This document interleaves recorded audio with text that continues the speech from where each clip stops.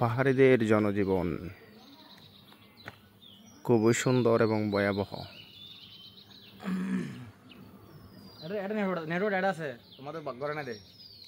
কিভাবে এরা জীবনযাপন করে আল্লাহ মালুম। প্রকৃতির এত সৌন্দর্য, প্রত্যেকটা বাড়ি যেন একটা ভয়ঙ্কর মরণ ফাঁদের অবস্থা। কিভাবে যেখানে তাকে আল্লাহ জানে। ও মাই গড, আমার মনে হয় এরকম ঘরগুলাতে আমরা ঘুমাইলে হার্ট স্ট্রোক করে মারা যাব। হায় আল্লাহ, শত প্রতিকূল পরিস্থিতি অপেক্ষা করে মানুষ এখানে জীবনযাপন করতেছে, বসবাস করতেছে।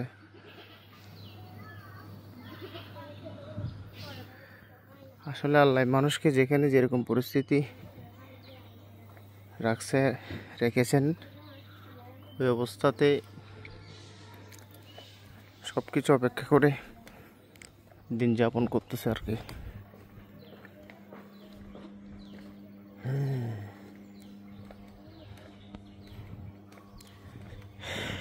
আসলাম বান্দরবনের, এটাকে কাশেমপাড়া বলে। বেড়াতে আসলাম বোনের শ্বশুর বাড়িতে, একটু চারপাশটা একটু ঘুরে দেখতেছি। এদিকে ও আল্লাহ, ও সুবহানাল্লাহ, সুবহান। এখান থেকে কয়েকশো মিটার ইয়ে হবে আশা করি। যেটুকু উঠে আসছি হাঁপাই গেছি। এদিকে আবার রাস্তাটা কিসের? এরিমা, এইদিকে রাস্তাটা দেখা যাচ্ছে, ওদিকে মনে হয় এদিক দিয়ে যাই যে। ওরে মাশাআল্লাহ, এদিক দিয়ে যাতায়াত। আচ্ছা, ওখানে একটা দেখা যাচ্ছে। কোমদা, ও এটা পার রাখাচ্ছ। ও আল্লাহ রে,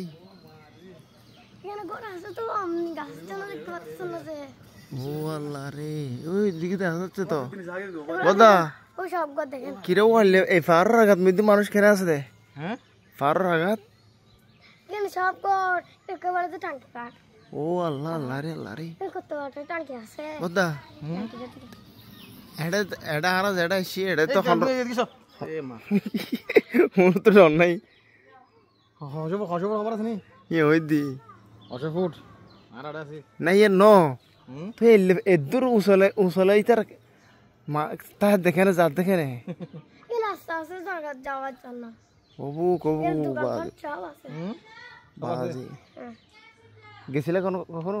আমরা প্রায় এখন 200 ফুট 300 ফুট উপরে আছি না, আরো বেশি।